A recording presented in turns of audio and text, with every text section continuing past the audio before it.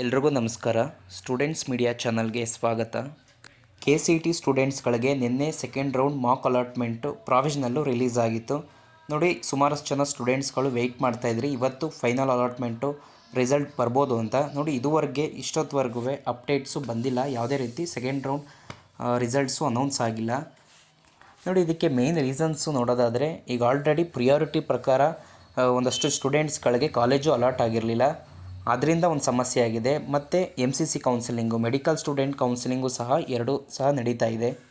ಸುಮಾರಷ್ಟು ಜನ ನೀಟ್ ಬರೆದಿರುವಂಥ ವಿದ್ಯಾರ್ಥಿಗಳು MCC ಕೌನ್ಸಿಲಿಂಗು ಮತ್ತು KCET ನಡೆಸ್ತಿರುವಂಥ ಕೌನ್ಸಿಲಿಂಗು ಎರಡರಲ್ಲೂ ಸಹ ಪಾರ್ಟಿಸಿಪೇಟ್ ಮಾಡ್ತಾ ಇರ್ತಾರೆ.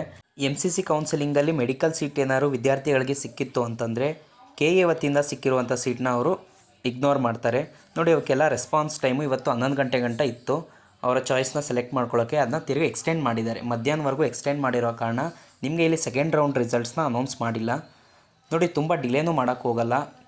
ನಾಳೆ ಸಂಜೆ ಅಷ್ಟರಲ್ಲಿ ನಿಮಗೆ ಸೆಕೆಂಡ್ ರೌಂಡ್ದು ರಿಸಲ್ಟ್ಸ್ನ ಅನೌನ್ಸ್ ಮಾಡ್ತಾರೆ KA ವೆಬ್ಸೈಟಲ್ಲಿ. ನೋಡಿ, ನಾಳೆ ನಿಮಗೆ KCET ಸೆಕೆಂಡ್ ರೌಂಡ್ ರಿಸಲ್ಟ್ಸ್ನ ಅನೌನ್ಸ್ ಮಾಡೋ ಟೈಮಲ್ಲಿ ನಿಮಗೆ 99% ನಿಮಗೆ ಸೆಕೆಂಡ್ ರೌಂಡ್ ಪ್ರಾವಿಷನಲ್ ರಿಸಲ್ಟ್ಸ್ ಏನು ಅನೌನ್ಸ್ ಆಗಿತ್ತು ಅದೇ ಸೀಟ್ಸ್ಗಳು ಸಿಗೋಂಥ ಚಾನ್ಸಸ್ ಇದೆ. ಧನ್ಯವಾದಗಳು ವಿಡಿಯೋ ನೋಡಿದ್ದಕ್ಕಾಗಿ.